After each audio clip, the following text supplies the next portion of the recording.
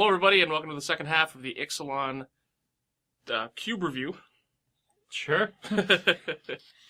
So this week we're here to talk about the second half of or I guess the rest of the Ixalan spoilers.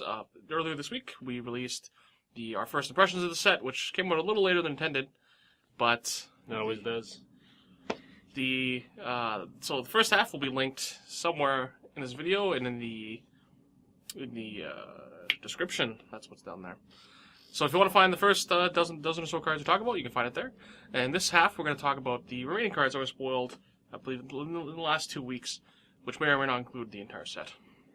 So, I guess, really quick, we want to shout out the Manabase. The Manabase is the content provider that lets us make this stuff for you. It gives us the space to host this kind of stuff and to keep releasing content. So check them out at themanabase.com for pretty much everything but vintage. But no one plays vintage, so that's fine. There's a dozen people. Yeah, I guess. So the first card we're going to talk about today is Adanto Vanguard. So Adanto Vanguard is 1 and white for a 1/1. As long as it's attacking, it gets +2/+0, and you may pay 4 life to give it indestructibles in turn. Well, it's hard to remove. 4 life's a lot of life, though. Mm-hmm. And is it not better than some of the other 3/1 variants that you get that are 3/1s all the time? Probably better than Blade of the Sixth Bride. We've come a long way since Blade of the Sixth Bride was a good cube. It's a real nice art extension, though. It is. I like the good full art cards. You got the Battle Cry guy. Yeah, there's a Quarter Paladin. The new one with Exert, which I really like. I can't remember his name. I think Glory. It's not Glory Bringer, but it's got Glory in the name. Yeah, that's the one. And there's the Aether Geode Miner. I also run Aether Geode Miner, which I've never tried, but I never really liked the look of him. The head of his jib. So it is a dwarf. Maybe I had some dwarf hate in here. So Aether Geode Miner has been an okay card since it's come out. The energy theme isn't really much of a theme. It's really hard to support in cube, but it is a fairly resilient 3/1 that if you ever get to attack with it, control decks have a really hard time dealing with it. It's hard to. You have to be able to remove from the board cleanly the first time you play it. Otherwise, it's able to duck and dodge removal spells at least once a turn. So the card gets pretty annoying, and like I said, it feels pretty bad to stare it down as a control player. But Adanto Vanguard, I actually still play a Quarter Paladin, and it's I'm not gonna lie to you, it hasn't been very good in a little bit. But Adanto Vanguard gives you a different variant to that. It's an aggressive 2-mana 3/1. That lets it survive through multiple removal spells, all at the cost of 4 life. So it doesn't block the greatest, but the 3/1s never do. If you cast it on turn 2, odds are if they're attacking you, it might have 1 toughness. So you might be able to trade 4 life for their guy. Maybe. But yeah, anyway, the power obviously isn't in these guys, isn't blocking it. It attacks very, very well. It hopefully eats a fairly big creature. Now, I want to say all the bad things about it is, like, obviously you don't attack into 1/1s, blah, blah, blah, but, like, all those cards already have this problem anyway. So, I do like, Adanto Vanguard. I think it's a really interesting take on this kind of card. I will most definitely be cutting a Quarter Paladin for it, though Quarter Paladin does hold a place in my heart for no reason. I might have already cut it. That's fair. Sure. This Exert Champion guy, whose name escapes me, is very good. I like him a lot. So next card on our list is Chart a Course, which was spoiled in the Magic Arena demo. So Chart the Course is a 1 and a blue mana sorcery. Draw 2 cards, then discard a card unless you attack with a creature this turn. So obviously fitting into the Pirate Raid mechanic. And this card just on without the raid ability, 2 mana, draw 2, discard 1 seems pretty powerful. Strictly better than Tormented Voice. It's like draw 2, discard 2 in red. Tormenting Voice. It might be discard 1, because I think it's just 2 for 2. I think that's the idea of that card. But you know what? That card's been printed 100 times. You think I know what the text of that card does, but I absolutely don't. I don't work in a Magic store. So, Chart the Course, the upside Tormenting Voice, you would say. I do like it. Just again, 2 mana, draw 2, discard 1. Comparing to, let's say, is the lower mana cost greater than something like a Compulsive Research or Thirst for Knowledge. Now, it being a sorcery, I'm honestly going to give the nod to Thirst for Knowledge. It also digs deeper, but I do like the idea of these kind of aggressive blue cards. There's actually a bunch in the set, and I really like the pirate theme. So I want to make room for this. I'm finding a hard time. It's a sorcery. Mm-hmm. It's not the best because of the sorcery, but it definitely has legs.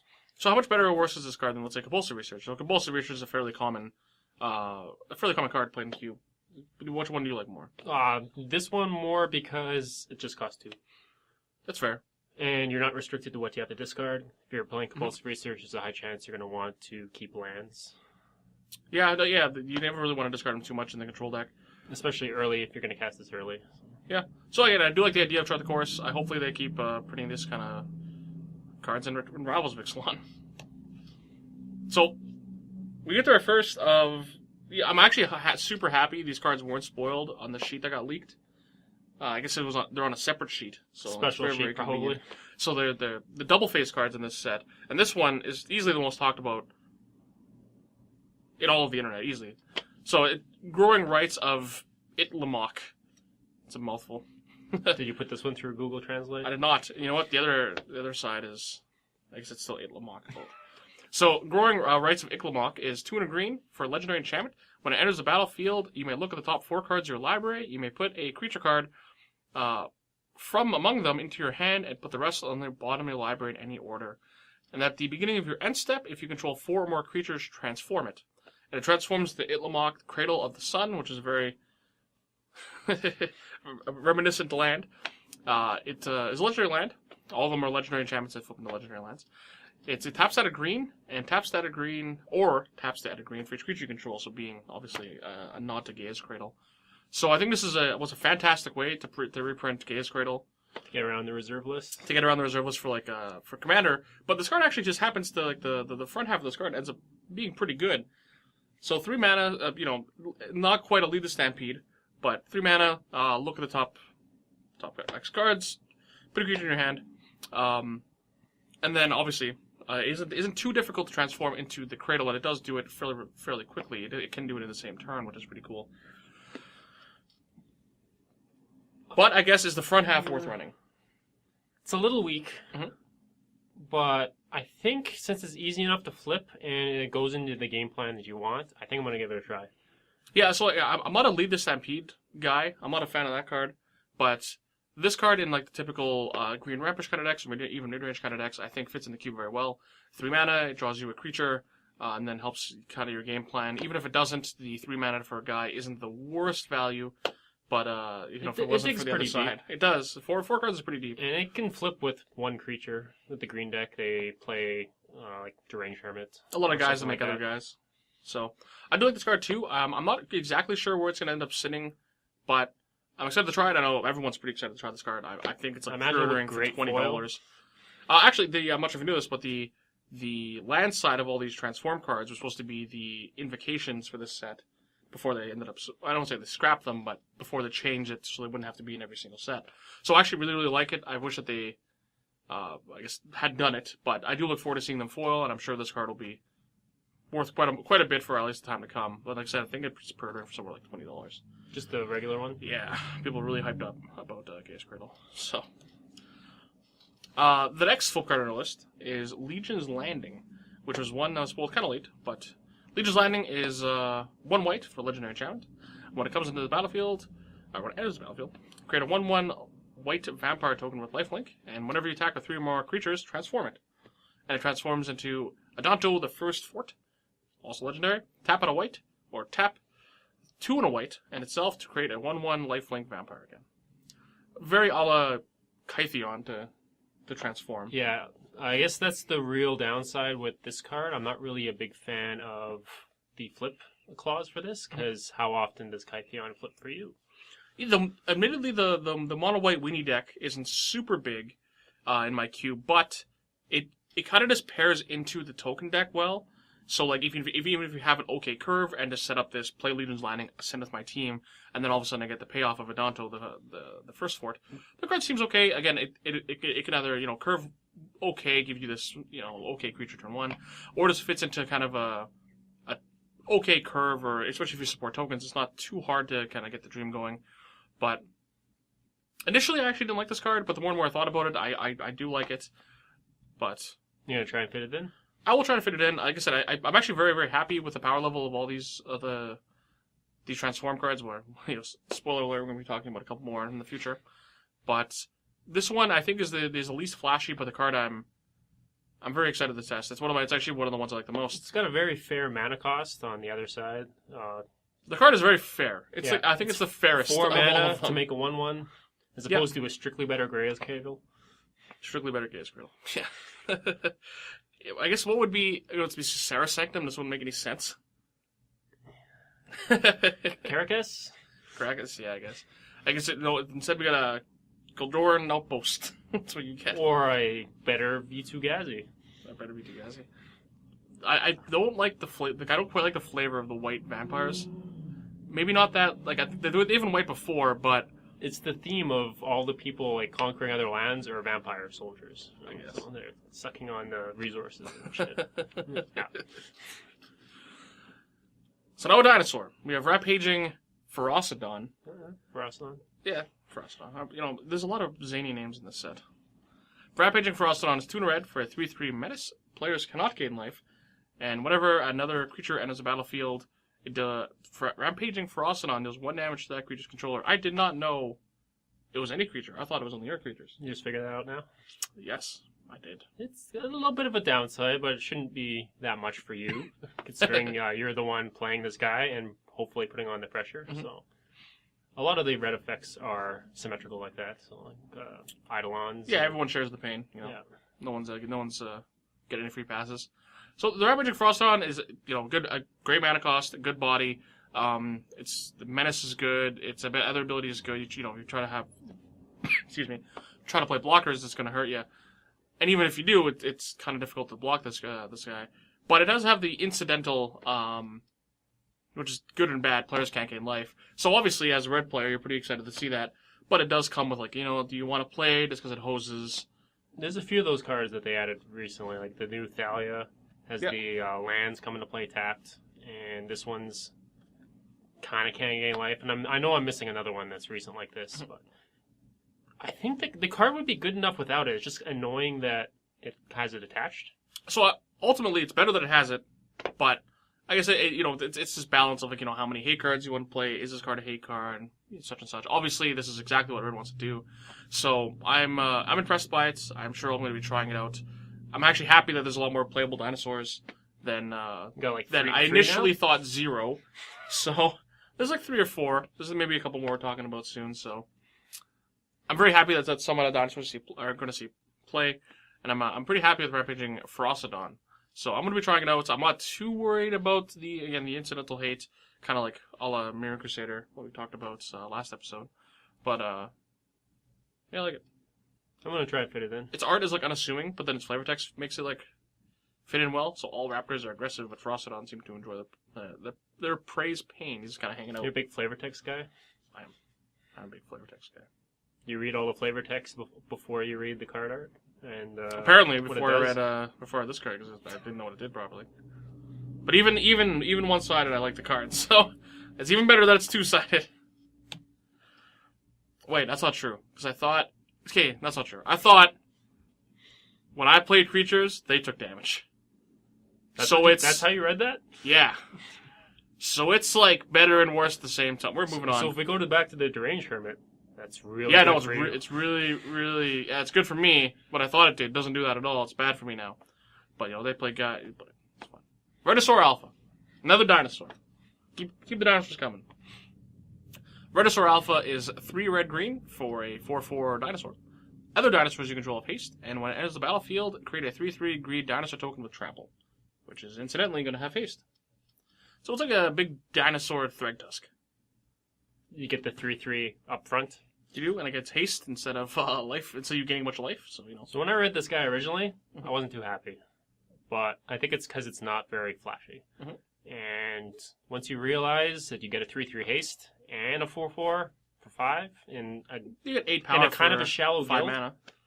Yeah, ultimately I think it comes down to Green Red Gruul being a fairly shallow color combination. There isn't a lot of choices unlike say Orzhov or Azorius.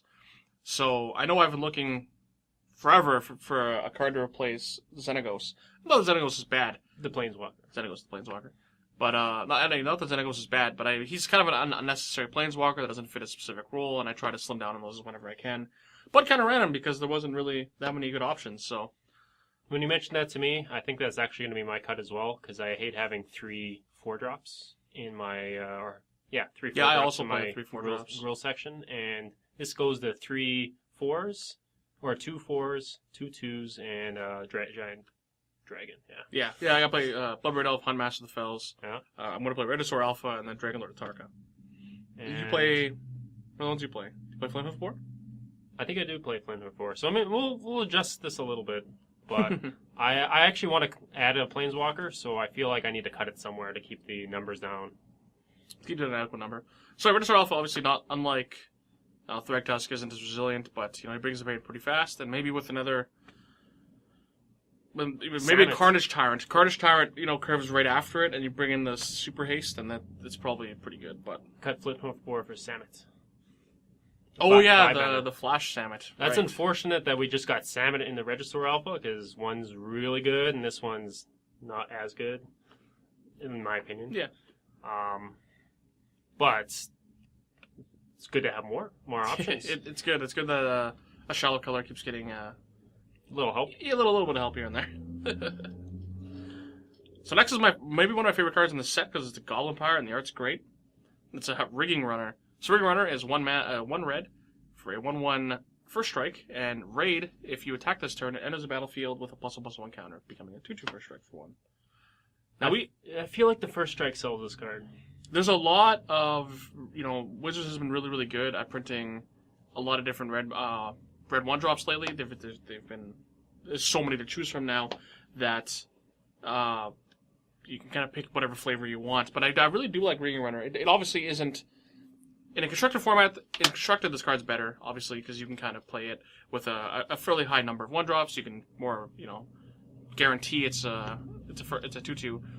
But in Cube, even without it, even if you have to play it as a 1-mana 1/1 first strike as a Tundra Wolves, it's still not terrible, and then it fits your curve well. It's obviously a bad top deck, but the red deck doesn't have very many good top decks, so that's okay. So initially I was also kind of unimpressed with this card, but the more I thought about it, the more I liked it. I think this card is I'm gonna make space for it. I actually just recently added Falkenrath Gorger again, just to kind of bump up my numbers, to pad my numbers of 1-drops. But I'll probably swap them out for Rigging Runner because it's just a more interesting card. Falkenrath Gorger is just it's fan lines. I think I'm going to try and make room for this thing. Not very exciting. Play with the numbers. My weakest is probably Legion Loyalist, but it's also exceptionally strong under the right circumstances. And if you're attacking a lot, all your guys get first strike. Oh yeah, Legion Loyalist. Yeah, I know you've been a fan of that card for a while now, but have you read this creature's flavor text? It's really good. The hook makes him feel brave, and the hat makes him feel fancy. All right, I'll give a +1. This is a good one. I might have to fit room A+ flavor text just for the flavor text. Can I cut it off and put it on a different card? So Rigging Runner, I'm happy to see it. I think Standard's pretty happy to see it. I know the mono red decks lost. They lose Gorger, and they lost the backup, the Werewolf. I haven't played Standard in... I think you played the Werewolf. Or Village Messenger. No. Yes. So they lost Village Messenger too, so they needed another 1-drop, and I think Rigging Runner is just like Wizards keep making sure that red is prevalent. They reprinted Lightning Strike. In every format. Well, every Standard format if possible. And we just keep getting these guys because of it. Yeah, I'm happy. I'll take it. So our next transform card is search for Azcanta. Search for Azcanta. I'll let you be the Google Translate. 1 in a blue, legendary enchantment. Being your upkeep, you may look at the top card of your library, you may put that card into your graveyard, then, if you have 7 or more cards in your graveyard, transform it. And it's Azcanta the Sunken Ruin, legendary land. It taps that a blue, or tap 2 blue in it. Look at the top 4 cards of your library. You may reveal a non-creature null-9 card from it, put that card in your hand, and the rest on the bottom of your library. Feels kind of medium to me. It is. Again, this is probably the one of the couple we're going to talk about that I'm the least impressed on. It is a a la Thassa-esque kind of card. It doesn't scry. It just puts stuff in the graveyard. I don't think it's too difficult to fill your graveyard up. Just naturally through Magic, you will fill it up pretty quickly. It kind of smooths out your draws in the early game, and then turns into this land that it's obviously goes well with you sitting on your control deck, being able to find. I thought it was just initially non-land, which made it better because it helps you find win conditions. But this card, unfortunately, might push those to the bottom because it's only going to find, I guess it finds planeswalkers. But this is the one that I do like it, but it's the one I'm the least excited about. It's the one I'm, I guess, at least sure about whether or not it will be as impactful as I want it to be. Do you like it more than Chart a Course? I don't know. Both are like, I don't want to say obscure blue cards. They both kind of do different things. Chart the Course is card quality. This is card quality in a different way. They both kind of fuel the graveyard deck in their own way. Yeah, I do like both. Again, I do like the idea of both. I'm not quite sure which one I like more, to be honest. I think Search for Azcanta is probably the generically better card. I think the other one is... They're both Chart not a Course fairly... is Yeah. better, because you can get the effect now, where this one's... You'll get an effect in a bit. Some blue sections are real hard to crack, and This feel card- like this we card have a is little bit slow. of room to play with. But Ultimately, this card is slow, which is kind of a problem. Chart the Course, like you said, it's kind of an immediate reward. Search for Azcanta, again, I do like the card, but I think it might be a tad too slow. It will require some amount of testing to, I guess, prove its worth. I'm not on board with this one. I'm the least on board with the ones we're going to talk about. But you're going to try them. On board, Vance's Blasting Cannons. It's a good name. Vance's. So Vance's Blasting Cannons is 3 red, legendary enchantment. Being your upkeep, you exile top card of your library. If it's an online card, you may cast that card this turn. And then whenever you cast a third spell in a turn, you may transform it into Spitfire Bastion. Spitfire Bastion taps that a red. It taps, or tap 2 and a red in it, deal 3 damage to a creature or player. See, that's a good reward for flipping your enchantment. Repeatable Bolt, like Ixalan Cube Bolt, same cost. It's pretty powerful. So, the face value of this card is just like an Outpost Siege or a Chandra Pyromaster, which has been in and out of cubes for a long time. My favorite part about this card is that it is you may. You don't have to transform it. So in the matchups where you just need the extra cards, where just this bull land, if you're 2 behind, won't do anything, you just need more threats. You're thinking for something specific? Yeah, you could just choose not to transform it, but I guess at that point, if you're casting probably 3 not spells in a transforming it. term, yeah, you're probably not casting it. But I do like that it is a may. You can keep the card flow going. So this versus Outpost Sieges, you can't play lands off of it, which is the drawback. But I do like the upside. So I think Spitfire Bastion is very, very good. I'm really, really happy. I'm really excited about this card. As you can tell, it's one I'm the most excited about. So comparing it to the blue card, it's also kind of comparatively slow. You casting it 4, it's not doing anything right away. Is that a drawback, or is it entirely different because red doesn't have that much going for it? It's all little guys and burn spells. So this kind of card, it's I like it. I guess if you want to, compare it a lot, because I think the front half of it compares a lot to just Outpost Siege and how it interacts. Outpost Siege, or I guess the blue enchantment you kind of play in a deck. The red enchantment you'll play in the right home. You don't just play it in red aggressive decks. It comes out of the sideboard for that. You play it in mid-range decks and ramp decks because it keeps your card engine going, which typically red or red green or red white or red anything, or blue decks have a hard time doing. So against certain matchups, is the card to turn is going to be what you want, and then against others, the Spitfire Bastion is going to be what you want. So other than the hard aggro decks, I really, really do like this card a lot. I like it a lot in these new big dinosaur mana decks. I'm pretty excited about it. You got a good theme deck going on there. You got Carnage Tyrant. You got this guy who gives Carnage Tyrant haste, or the Regisaur Alpha. Regisaur Alpha. Yeah. And you got the 3 mana guy. There's three dragon dinosaurs. Dragons. Yeah. Dragons. So I like this card quite a bit. Lizards. Admittedly, is the one I like the most.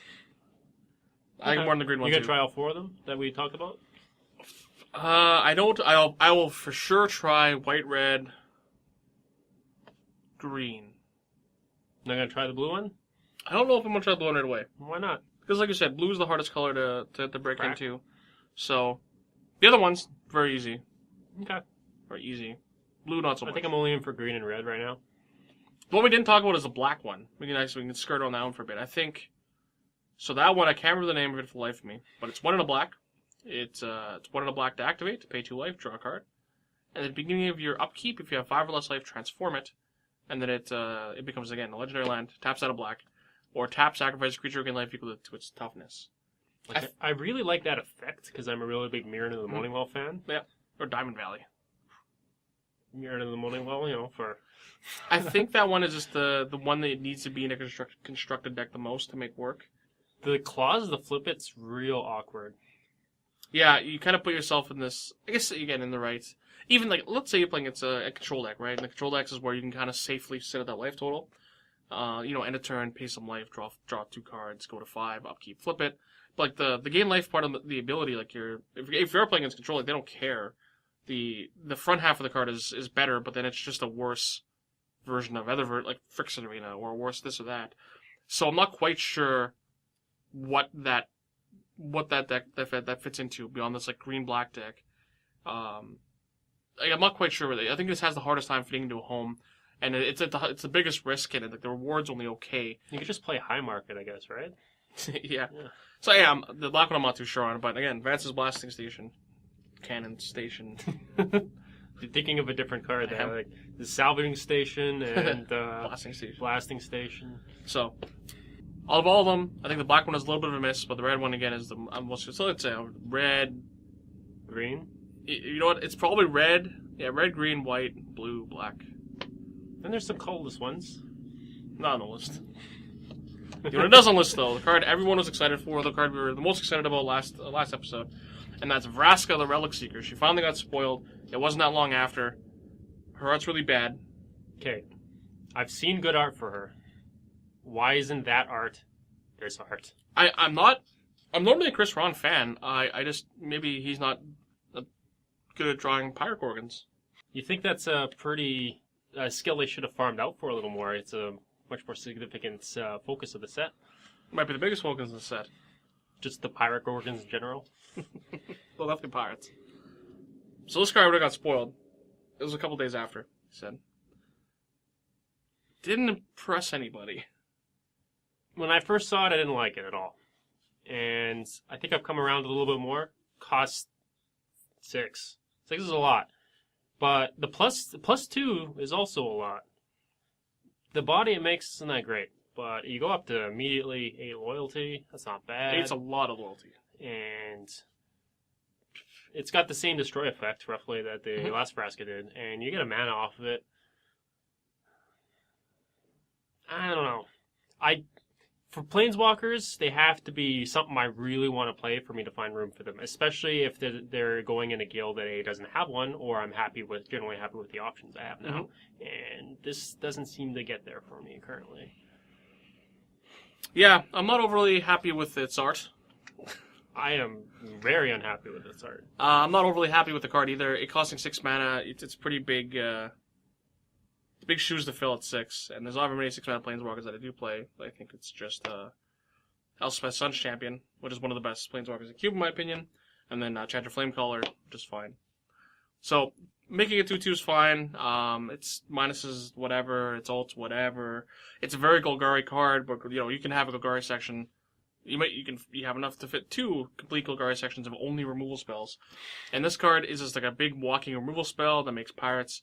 So the card's fine. It isn't the kind of marquee card I want to put in to that guild, but I'm sure the card's fine. Most Planeswalkers are fine. It's just whether or not fit most of them in your cube if you wanted to. The bar for Planeswalker entry is so low. They cost mana. They make guys protect themselves. Have removal. That's the recipe for success. So I'm sure the card's fine. But again, I don't like having a surplus of just extra Planeswalkers for the sake of it. So I will most likely try it at some point. You're happy I'm with not your Golgari excited section about it. Yeah, I'm happy with it enough. Admittedly, I don't. So right now I play Marin of Clan Eltoth, the Eldrazi, which I'm forgetting. That's on the top. Mechanical Sifter. Yeah. Maelstrom Pulse. Abrupt Decay. Now I don't play Pernicious Steed.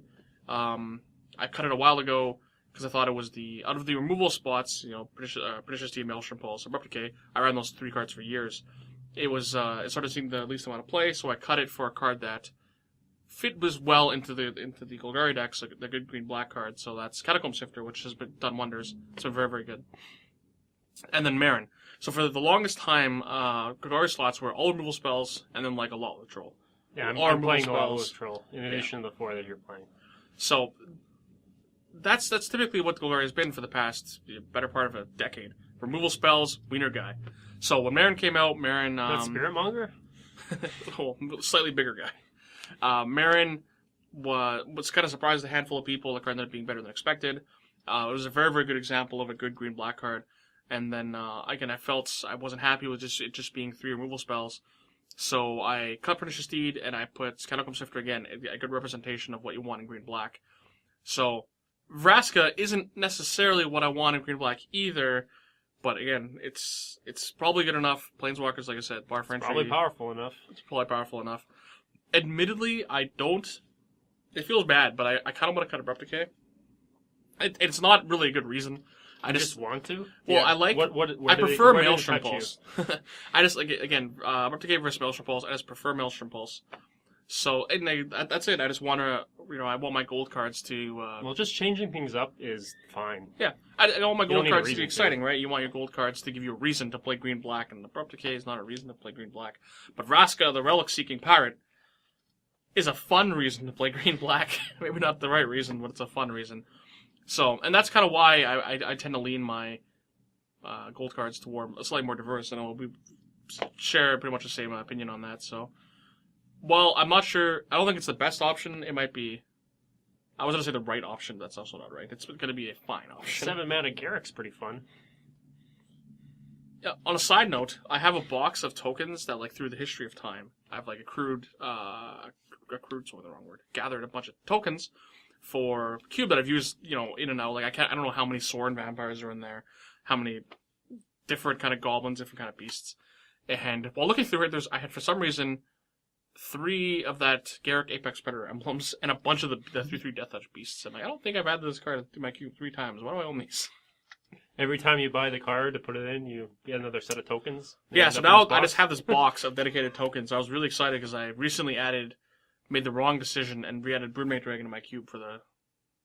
we all make mistakes. While I like your intentions, it is not correct. No. But I really like the Broodmate Dragon. But I had the Broodmate Dragon token. That was a win. So, Vraska the Relic Seeker wasn't the card we were hoping for. It wasn't the Planeswalker we wanted. It was the Planeswalker we deserved, I'm sure. It's not the art we deserved. No. So all 3 Planeswalkers, unfortunately, weren't necessarily poor, but they weren't, they weren't standouts. And you know what? I think that's fine. I think it's better that Wizards prints more of these medium Planeswalkers anyway than just, printing. Well, there's 2 or 3 every set, right? So they can't all be There will winners. most likely be 2 next set. I have no idea who it is, because I don't know what the storyline is at all. Better art. Maybe someone will come rescue Jace. Sexy his Jace. Homies, Sexy Jace. But we'll have to find out next time, I guess. So, ultimately, there's actually a lot of cards that I'm pretty excited about Ixalan. I know we talked about it near the end of the last episode, but for it being a smaller set, a tribal set, powered down set. It's something we saw over half of, or at least half of all the rares. So the more powerful cards, we ended up getting some good ones near the end. Yeah, absolutely. So again, for what a lot of people assumed the set was going to be, that ended up being a lot more cards to talk about than we expected, which is great. You can't really ask for too much more, especially again out of the criteria of power down and such. So I'm excited about Rivals of Ixalan. Hopefully they don't be as tribally as Ixalan, but I'm sure it'll be fine. There's normally a couple gems, so. And then, all in the Dominaria. Excited for Dominaria? Yeah, I'm super excited with Dominaria. But speaking of new sets, Iconic Masters got spoiled last week. Just here's the whole set? Yeah. It was really weird. I thought they were spoiling it kind of last minute, and then it was coming out shortly after. But no, it comes out in November. Really? Yeah, it's forever from now. Yeah, that's a little odd, isn't it? It does feel weird. Isn't the Master sets usually in June? Well, I think this is an extra Master set, right? Because we got Modern Masters, so it's an extra Master set. And Iconic Masters, initially, the way they spoiled it was also great, because they didn't just post the set. They ran a sealed event at HasCon, and then people were just taking pictures and uploading cards, and they had cards on some TVs and stuff. So people were the information was it was, I guess maybe to make up for how medium the Ixalan spoiler season has been that day. It was actually Christmas. But again, they actually spoiled Vraska the same day, which is look how fun Ixalan is. Yeah, here's Vraska. But look how fun Iconic Masters is. So Vraska kind of got swept under the rug, which is again, just like when I talked about Jace, you know you're gonna have kind of a weaker spoiler season. Why not save it for a better day than just like, hey, mana drain, Nebraska, mana drain. It does make sense that it comes out around that time because standard usually and draft usually get pretty stale near the end of the year, and I guess it fits it in. Yeah. My only beef with it and the beef with Iconic Masters is that it's not iconic, but the set's great, so it doesn't really matter. Didn't really look through much of it 'cause it's reprints, right? So They're rid of the dragons again in all new art. I like them a lot. I did see some of And the they're art. not mythics, for The the love of God. The Coco Show is great art. The show's great. But, so Mana Drain. Mana Drain was the big talk of the town from Iconic Masters, obviously. So now that the card is most likely reasonably affordable and attainable now, instead of $200 or whatever, however much they were Canadian. How much was the Judge foil? A lot. Actually, that card had come down drastically, but I don't think it was like 300-ish. But now you can get Italian Mana Drains for nothing. They'll be literally garbage. So that kind of brings up the question. Like, a lot of people were easy to exclude Mana Drain from Cube because, it's really expensive. The card's really powerful anyway. Sharp probably shouldn't be playing it. If you're not playing Power, should be playing Mana Drain. But now, people will be able to open Mana Drains. So, like I said, that opens up the question again, is Mana Drain too good? We're very early on, that was one of the cuts I made, as it just leads it into insane board states that you shouldn't ever be able to accomplish in the blue deck. Like, I'm going to stifle everything you're doing and then make this, 6 or 7 drop and GG and give them a shake. Aggressive handshake. Yeah. So, I do think Mana Drain does fit in my head in the category of power. So, yeah, I do think if you're not playing a powered cube, you've toned down on power, and then, the Mana Vaults, the Soul Rings, I think Mana Drain fits into that category, too. So, it's great it has new art. You can get a new bordered new art one, which is great, because the old art isn't good. It's iconic. It is To iconic. fit in the name, but... But, yeah, it is in the power camp for me, and I do think, I know I had people who've talked about it, but...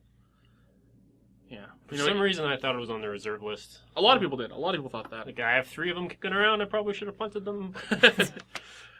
People were convinced it was on the reserve. I had customers come up to tell me, they're like, "Did you know that they got rid of the reserve list?" I'm like, what are you talking about? I'm like, "Yeah, they ripped the Mana Drain." Like, that is not on the reserve. I was like, "Yeah, it is." I'm like, okay, It should be. It's from that era. There are a lot of cards that should and should not be on the reserve list. Yeah. Some of them are Ulfa Ghouls. Some of them are on Mana Drain. They're on the list. So anyway, so yeah, Ixalan has been great. Very happy. Much WoW. Hope it's great. I look forward to it. I'm already excited always about look forward to a new Magic set. Changes, making lots of changes, whether they're necessary or not. So, So, anyway, I guess that's it. That's been our review. So, like I said, if you want to find the first half of this, we will have a link in the description or somewhere I can make it work on the page. I wonder if this video will have a new intro. If it does, I'm really excited about that. That's the next thing that works. But yeah, thanks for checking us out. As usual, I'm Aaron. I'm Drew. And have fun cubing.